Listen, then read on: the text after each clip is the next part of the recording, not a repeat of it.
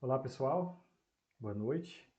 Eu estou aqui para trazer um vídeo para vocês que querem aprender mais sobre Deus, porque como aconselhou o nosso Salvador Jesus Cristo, que conhecer a Deus, isso é nisso que consiste a salvação, né?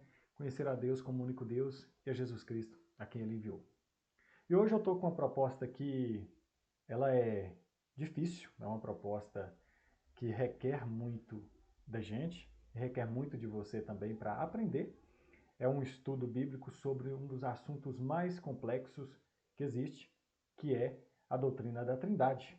Está dentro aí do estudo teológico, né, da teontologia, que é o ramo da teologia que estuda o ser de Deus, quem é Deus e como Deus se manifesta. Para essa aula de hoje, eu usarei como fonte Entenda a Trindade, de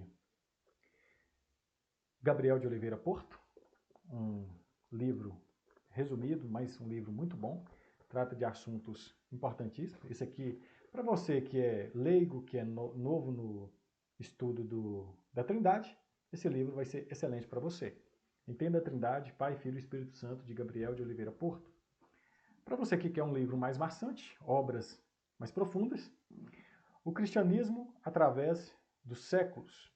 O Cristianismo através dos Séculos é um livro maravilhoso, profundo e que aborda aí a formulação dessa doutrina e os debates teológicos com respeito a este ramo da Bíblia Sagrada.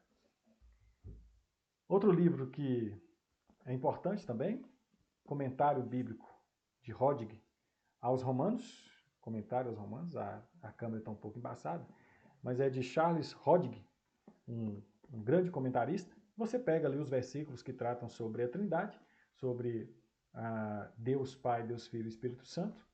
Particularmente, assim, eu gosto muito do capítulo 8 de Romanos, onde Rodig explica muito bem isso. Outro livro que você pode pegar também da teontologia, que é também de Rodig, Teologia Sistemática, de Charles Rodig. Um grande livro e de um grande escritor, claro, né? E aqui está a minha obra teológica preferida, que é de Schaeffer, Teologia de Schaeffer, volume 1 e 2. É claro que tem até o volume 7. É uma obra extensa, mas é um livro maravilhoso, né, pessoal? Então, você provavelmente me viu mostrando esses livros aqui, pensou, isso é um assunto profundo, e realmente é. Mas o meu objetivo aqui é traduzir este assunto, que é tão complexo, para que você entenda, para que você compreenda, para que você possa adorar a Deus sabendo a quem você está adorando. Tá bom, gente? Então vamos lá. Vamos para o nosso tema, né? Trindade, conhecendo o Deus bíblico. E aí está o logo do nosso canal, né? Explicando a Bíblia. Bem-vindo a este canal. Se você é inscrito, bem-vindo novamente. E se você ainda não é inscrito, inscreva-se. Curta esse vídeo se você gostar e depois compartilhe, tá bom? Então para... Vamos desenvolver aqui o nosso próximo tema. Vamos começar com as dificuldades. Como é complexo, como é abrangente e como diz respeito a qualquer texto da Sagrada Escritura, a dificuldade está presente. No que diz respeito à Bíblia, temos dificuldades para entender qualquer coisa. Por mais que pareça simples, é difícil de entender. E por isso requer a iluminação do Espírito Santo. Com a inteligência humana, sabedoria humana, não se consegue conhecer aquilo que está revelado nas Escrituras, e sim pela iluminação do Espírito Santo. Então, o que abordaremos aqui é assunto de fé. É assunto de fé. É óbvio que a razão, por meio dela, você não consegue chegar aos ditames da revelação. Mas a razão é usada para entender aquilo que já foi revelado. Então, nós analisaremos aquilo que foi revelado sobre esse assunto complexo, e assim, você, no final desse vídeo, eu tenho certeza, convicção, que você vai compreender o que é a doutrina da Trindade. A primeira dificuldade é o aparente paradoxo na Escritura. Isso diz respeito à pessoa de Cristo, à salvação e também ao ser de Deus e sua relação dentro da própria divindade. Ou seja, entre a Trindade. Ou se há ou não há Trindade, nós vamos ver aqui hoje. Mas nós analisaremos isso de uma forma bem abrangente, tá bom? Então, o aparente paradoxo. O que é um paradoxo? Paradoxo é quando você tem duas verdades, né, que parecem se contradizer. Isso é o aparente paradoxo. Então, é uma contradição. Por exemplo, só sei que nada sei. É um paradoxo. Só sei, nada sei? Como assim? Então, vamos ver nas Escrituras esse aparente paradoxo no que diz respeito a Deus. E tentaremos ver, desvincular ou desmembrar essa dificuldade. Deus é um. E os textos da Sagrada, e há textos da Sagrada Escritura que apresentam isso. Vamos ver aqui alguns textos. 3 textos. Deuteronômio 6,4, Isaías 45,5 e 1 Timóteo 2,5. Temos aqui o texto dizendo: Ouve Israel, o Senhor nosso Deus é o único Senhor. Eu sou o Senhor e não há outro, fora de mim não há Deus. Porquanto há um só Deus. 1 Timóteo 2,5. Quando você olha para esses versos aqui, você pensa assim, gente, é simples demais. Deus é um só. Não existe 2 deuses, não existe 3 deuses, não existe 3 pessoas, não existe isso. Deus é um só. Só que aí, você ficar preso somente nesses versículos e você não atentar para os outros, você vai encontrar muita dificuldade para interpretar as Escrituras. Por exemplo, em João, nós vemos a cena onde Jesus Cristo afirma ter sido visto por Abraão. Antes de Abraão nascer, Jesus já era. Antes de Abraão existir. E aí os judeus pegam em pedra para matar a Cristo. E a pergunta é, por que eles quiseram matar a Cristo? E aí diz, porque ele se fazia igual a Deus. Então, sendo que o Senhor é o único Deus, e Jesus se fazia igual a Deus, como explicar isso então? Como explicar? Você entende a dificuldade? Foi diante desses versículos que o fariseu, o sacerdote, o escriba, intentaram matar a Cristo. Porque aqui está escrito, o Senhor é o único Deus, e Jesus estava se fazendo igual a Deus. Qual a conclusão? Jesus era um falso profeta, era um enganador. Lá em Isaías 45:5, eu sou o Senhor e não há outro, fora de mim não há Deus. E Timóteo 2,5, porquanto há um só Deus. Então essa é vamos dizer assim, este é o conjunto de textos que sustenta a unidade de Deus. E de fato Deus é um. Deus é único. Então como nós vamos orar ao Pai em nome de Jesus Cristo através do poder do Espírito Santo? Vamos para a segunda parte, que é Deus distinto. Deus é distinto. Aí nós temos aqui mais 3 versículos que mostram a distinção dentro da divindade. Jesus é Deus, e isso ninguém nega. E esse Jesus que é Deus, olha o que ele fala. E eu rogarei ao Pai, e ele vos dará outro Consolador. Então ele se dirige ao Pai como segunda pessoa, e ao Espírito Santo como terceira pessoa, e a si como primeira. Então, eu rogarei ao Pai para que envie outro. Mas não é só um Deus? Quem é o Deus verdadeiro entre os 3? O Pai, Jesus, que está dizendo eu rogarei, ou o Espírito Santo? Como explicar, diante dos outros versículos que afirmaram que há um só Deus? Qual desses 3 é Deus? Você compreende a dificuldade desse assunto que é a Trindade? É muito profundo. Desde quando veio ali o 1º século, o 2º século, o 3º século, até hoje, há pessoas que não conseguem compreender esse tema tão complexo. E se você não compreender isso, você não conseguirá adorar o Deus verdadeiro. Então, é necessário você compreender essa verdade. Segundo ponto. João capítulo 1, do verso 1 ao 3, diz: No princípio era o verbo, Esse verbo aqui, lá no versículo 14, se fez carne, recebeu o nome de Jesus. Então é Jesus. No princípio era o verbo. Está falando do princípio de tudo. Lá, no princípio, criou Deus os céus e a terra. Isso aqui você já sabe desde a escola bíblica dominical, né? Então vamos lá. No princípio era o verbo. Ele era. Ele não se fez verbo. Ele não se tornou verbo. Ele era. Falando aqui da eternidade do verbo. Olha, já vem a dificuldade, né? O verbo. Esse verbo que é Jesus Cristo, ele era. E o verbo era Deus. Até aqui está tudo bem, mas aí vem a segunda parte. E o verbo estava com Deus. Eu fui da primeira, fui na terceira afirmação sobre o verbo e voltei na segunda, porque é a mais difícil de entender. No princípio era o verbo estava com Deus e o verbo era Deus. Tendo em vista a primeira afirmação e a terceira, dá para entender aqui que lá em João 14,16, Jesus era o verdadeiro Deus. Mas lá na segunda parte diz, ele estava com Deus. Como você pode estar consigo mesmo? Ele era Deus e estava com Deus. Então ele era um Deus que estava com outro Deus. Aí parece que tem três deuses. Está vendo a dificuldade? Mas nós vamos esclarecer isso aqui. Eu estou problematizando para depois a gente conseguir organizar este assunto. Eu estou fazendo isso para te mostrar a complexidade deste assunto.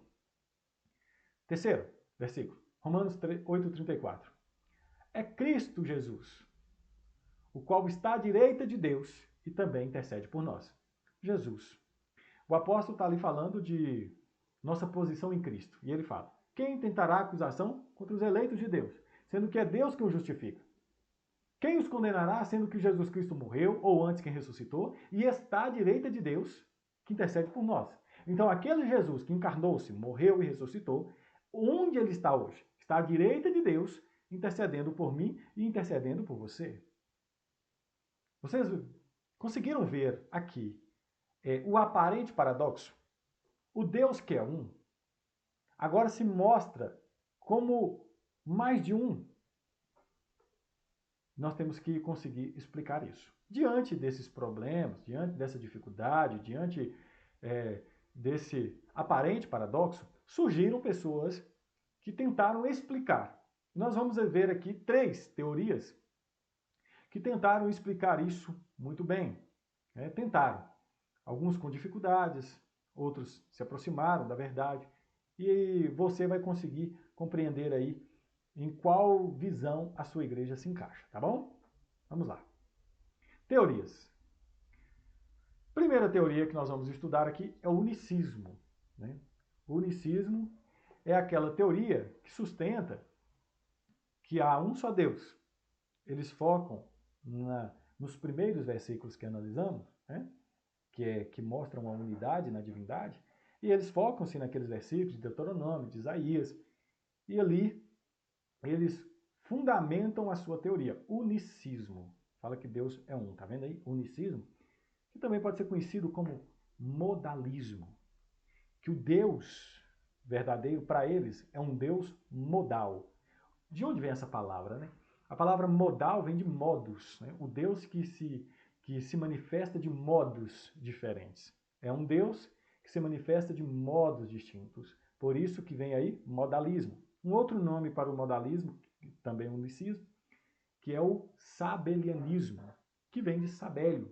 Sabélio e Práxias, ali por volta de 215 depois de Cristo, eles começaram com essa teoria de que havia um só Deus, e esse Deus se manifestava de modos distintos. Tentarei te explicar isso de uma forma mais clara. Por exemplo, a água.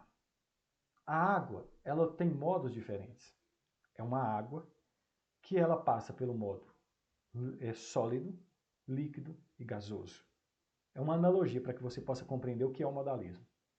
Aí o modalismo ensina que, vamos colocar aqui uma correspondência da analogia com o ser divino. A água no estado sólido seria Deus Pai. Estado líquido, Deus Filho. Estado gasoso, o Espírito Santo. Então, o mesmo Deus se tornou Pai. Depois se manifestou como Filho. E depois se manifestou como Espírito Santo. Parece muito fácil de compreender, não é? Vamos colocar uma outra analogia aqui para você compreender o que é o unicismo. O unicismo também ensina que, uma analogia para ensinar, imagina um teatro. Você está diante de um teatro, você está indo assistir uma peça de teatro. Mas essa peça de teatro será apresentada por um ator só. Esse ator vai lá, coloca uma máscara de tristeza, e ele vem com o rosto triste, e apresenta-se como triste diante de toda a plateia. Vamos colocar aqui a primeira impressão como raiva. Coloca a máscara de raiva e aparece como um ator raivoso. Primeira aparição do ator é como raivoso, com a máscara de raiva. Depois ele volta para detrás da cortina e coloca uma outra máscara. E coloca uma máscara de amor, de compaixão, de bondade. Aquele semblante que quando você olha, dá até vontade de chorar. Porque ali está uma máscara de compaixão. Aquela máscara de raiva agora está com aquele olhar brilhante dos emojis, né, do WhatsApp. Você vê aquele emoji com um olhar brilhante ali, emotivo. Então, a segunda máscara desse mesmo ator agora é emoção, é compaixão. Esse mesmo ator volta. E ele volta agora com um semblante de poder queixudo, olhar fixo, olhar profundo. Não está com raiva, não é mais compaixão, agora é um poder. E dá para ver no rosto dele o poder, porque ele tem um olhar profundo, semblante forte, uma máscara que transmite poder. Você nota que duas coisas importantes. Um mesmo ator, primeiro fato, um mesmo ator, se manifestou de três modos distintos. Assim, para o modalista, Deus é um, que se manifesta às vezes como o Pai, o Deus do Antigo Testamento, raivoso, irado, bravo. Depois ele vem na figura do Filho, amor, compaixão, graça. Depois ele vem no Espírito Santo, com poder, como língua de fogo, se manifestando. Então, um Deus que se manifesta em três modos. Essas duas analogias, do teatro e da água, é para você compreender o unicismo e o modalismo. Deu para você entender? Só que aí tem um princípio bíblico que vai contra tudo isso aqui, que é o princípio da imutabilidade de Deus. Quando você vai estudar na Sagrada Escritura, você vê uma coisa: Deus não muda e nele não há sombra de variação. A água muda, o ator muda, mas Deus não muda. Para ele ser pai, ele tem que ter um filho. Mas para o modalismo, não. Ele pode parecer pai, ainda que não seja pai. Ele pode parecer filho, ainda que não seja filho. Porque para ser filho tem que ter um pai. Mas segundo o modalismo, não tem pai. Então, é apenas aparições de modos distintos. Então, quebra o princípio da imutabilidade de Deus. Deu para você compreender? Então, voltemos aqui para o slide. Veja bem. Aí temos o Pai, o Filho e o Espírito Santo, que são modos desse mesmo Deus aparecer. E o nome desse Deus? Jesus. Jesus é o nome do Pai, Jesus é o nome do Filho, Jesus é o nome do Espírito Santo. Então, quando você fala Jesus, você está falando o Pai, o Filho e o Espírito Santo. Esse é o nome de Deus nos seus diversos modos de aparecer. Deu para entender o que é unicismo, modalismo e sabelianismo? Diante desse modalismo, diante desse problema com a imutabilidade de Deus, Práxias e Sabélio foram condenados como hereges, porque sua doutrina não correspondia fielmente com a sagrada doutrina das Escrituras. Então vamos para o próximo. Próxima teoria. Triteísmo. Embora ela tenha vindo antes do sabelianismo na história da igreja, o triteísmo ficou por segundo, porque ele não é tão predominante em nossos dias contemporâneos. Mas vamos ver como que ele é conhecido. Arianismo. Um monge chamado Ario, ele veio ensinar que Jesus não era Deus como o Pai. Ele era Deus, mas não como o Pai era Deus. Né? Então, para Ario, existia o Deus eterno, que era o Pai. Esse é o Deus verdadeiro. O Deus eterno, que nunca teve início, jamais teve fim. Deus eterno. Jesus, ele deu-se no tempo. Ele se originou. Ele teve uma origem no tempo. Ele não existiu sempre. Ele passou a existir. Então Jesus é um Deus, mas um Deus menor. Ele não é como o Pai. E o Espírito Santo, para o arianismo, não é uma pessoa divina. É uma força ativa na criação. Uma força. Como se fosse uma energia. Não é uma pessoa. Não tem raciocínio. Não tem mente. Não tem sentimento. É uma força. Compreende? Como se fosse aquele poder da bomba nuclear, que vai arrasando tudo. Mas é impessoal, é uma força, como o vento. O vento não tem pessoalidade, não tem objetivo. Só existe, só vai, né? Mas não existe como pessoa, compreende? Então, o arianismo crê em três deuses, mas diferentes um do outro, compreende? Por isso, triteísmo. São três deuses diferentes. Ário, né? Falei sobre ele. São três substâncias, três deuses. O que significa isso? Né? Três substâncias. O que é uma substância? O que é essência? Por exemplo, você que está me ouvindo é humano. E eu que estou falando aqui também sou humano. Certo? Eu sou humano, você é humano. Nós temos então, nós compartilhamos algo semelhante. Somos da substância humana, da essência humana. Mas talvez você não tenha barba como eu. Seu cabelo seja diferente. Sua altura também não seja como a minha. Isso aí são acidentes, são coisas que nos diferenciam. Mas no essencial, somos humanos. E a nossa humanidade é igual. Nós somos humanos. Então, há uma humanidade compartilhada por mais de 7 bilhões de pessoas. Então, não há diferença de humanidade. Mas houve uma época, a época do nazismo, que os alemães, seguidores de Hitler, acreditavam que havia diferentes essências humanas. Eles eram considerados vamos dizer aqui, a raça ariana, a raça superior, a raça gloriosa, enquanto os outros humanos eram humanos, mas uma humanidade inferior. Eles não eram humanos como os alemães. Né? Então havia diferenças na humanidade. E hoje sabemos que não. A sua humanidade não é diferente da minha, por causa da sua cor de pele, por causa do lugar onde você nasceu, por causa do seu sexo, não. Nós somos humanos. E todos nós compartilhamos uma humanidade. Isso é substância. Então, no quesito Deus, Ário dizia que havia três substâncias. Deus é o Deus eterno. Jesus é um Deus, mas um Deus, não como Deus, ele é um Deus menor. O Espírito Santo é uma força impessoal, uma força ativa. Não era como Deus Pai, nem como Deus Filho. Compreende essa analogia da humanidade para com Deus? Então eles criam em três deuses, certo? Vamos para o próximo. Aí vem a doutrina da Trindade. A doutrina da Trindade sustenta que há um Deus só. Só que esse Deus existe em três pessoas. É uma substância, três pessoas. Assim como nós compartilhamos uma humanidade, assim Deus compartilha uma divindade. Né? Deus é uma divindade. Por isso, um Deus. Quantas pessoas tem nessa divindade? Três. Na humanidade, quantas pessoas tem? Mais de 7 bilhões. Né? Então, várias pessoas compartilhando uma humanidade. Na divindade, são três pessoas compartilhando uma divindade. Compreende? A substância divina é Deus. E as três pessoas recebem os títulos de Pai, Filho e Espírito Santo.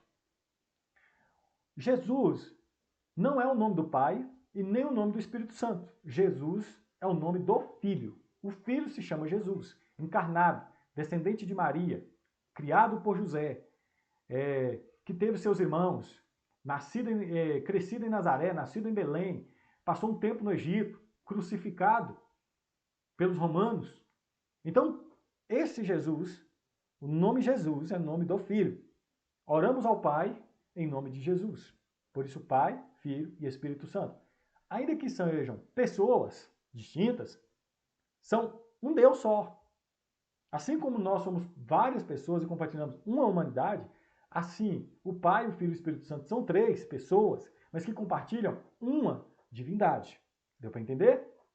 Vamos continuar a exposição. Vamos colocar aqui alguns textos bíblicos para a gente ver a solução desse aparente paradoxo. Deus único e distinto ao mesmo tempo. João 10:30.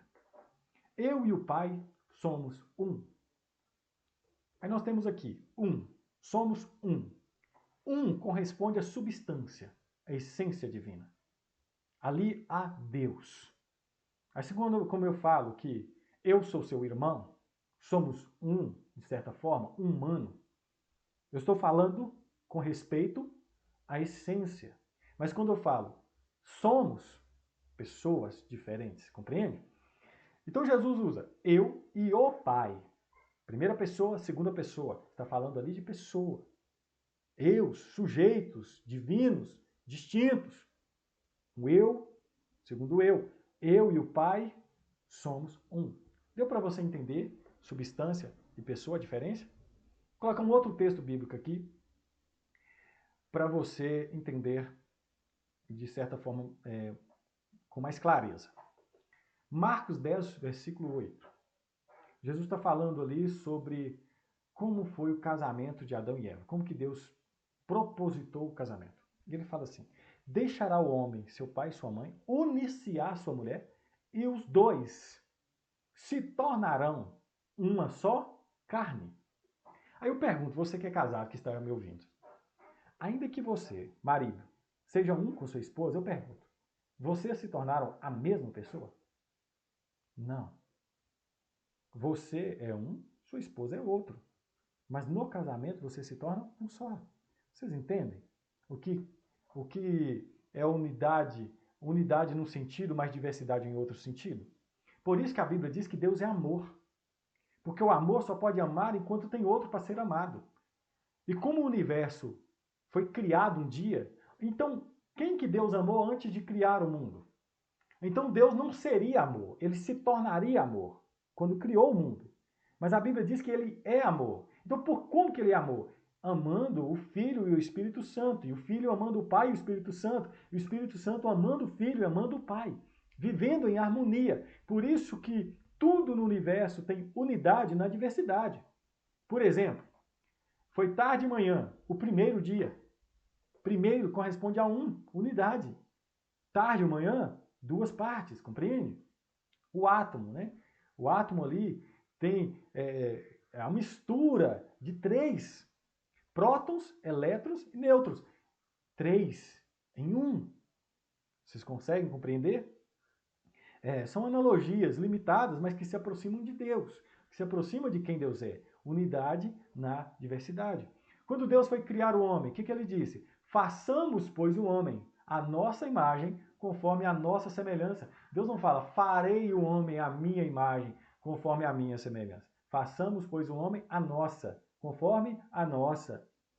Então, Pai, Filho e Espírito Santo, três pessoas, mas é um só Deus, uma só substância divina, uma essência divina, mas que eles se manifestam em três pessoas ao mesmo tempo.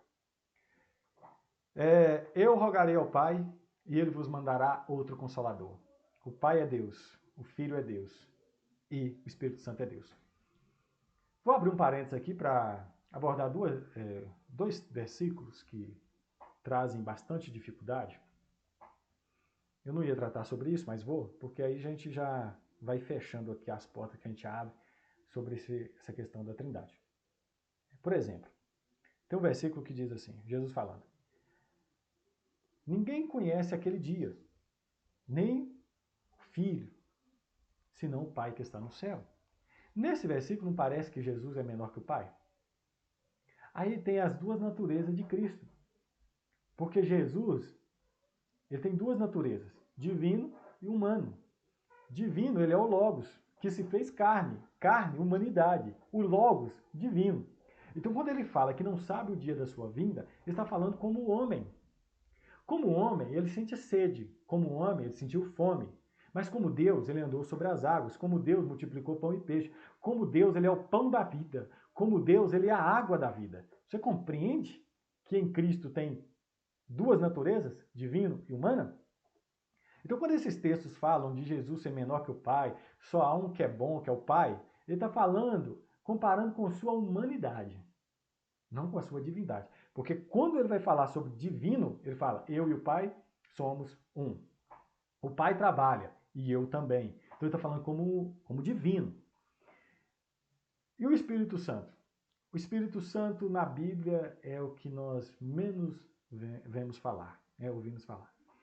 Porque ele fica ali nos bastidores. Ele fala do Filho, ele fala do Pai, mas ele trabalha ali mais nos bastidores.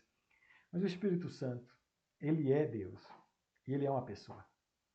Quando Ananias e Safira pecam, eles mentem a Deus, né? Eles mentem a Pedro, na verdade. Pedro fala assim, vocês não mentiram aos homens, vocês mentiram ao Espírito Santo. E depois ele fala, quem te induziu a mentir a Deus? Mostrando que o Espírito Santo é Deus. Outro versículo que fala sobre a divindade e a pessoalidade do Espírito Santo. Não entristecei o Espírito Santo. Então, se ele se entristece, é uma pessoa. O Espírito Santo enviou a Paulo. O Espírito Santo guiou os apóstolos. Então, o Espírito Santo tem propósito. Então, ele guia, ele tem objetivo. Quem tem objetivo é uma pessoa. Quem tem mente é uma pessoa. Intelecto. Compreende?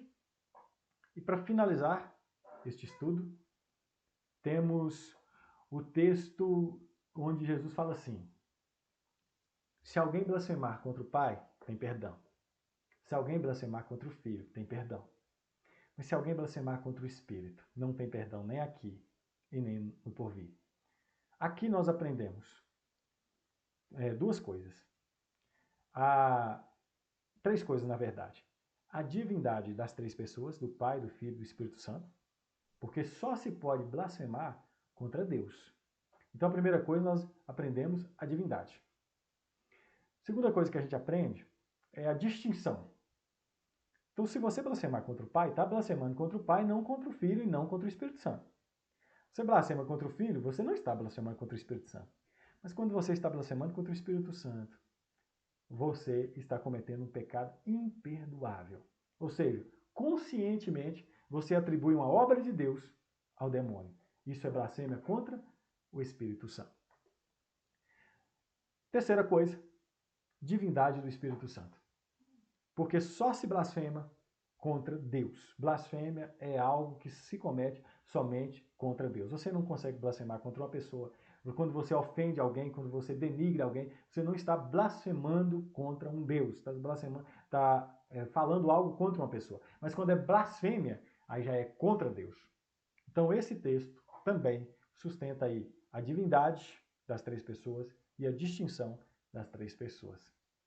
Eu espero que tenha sido claro e que você tenha compreendido completamente essa doutrina que é tão difícil, que é tão complexa.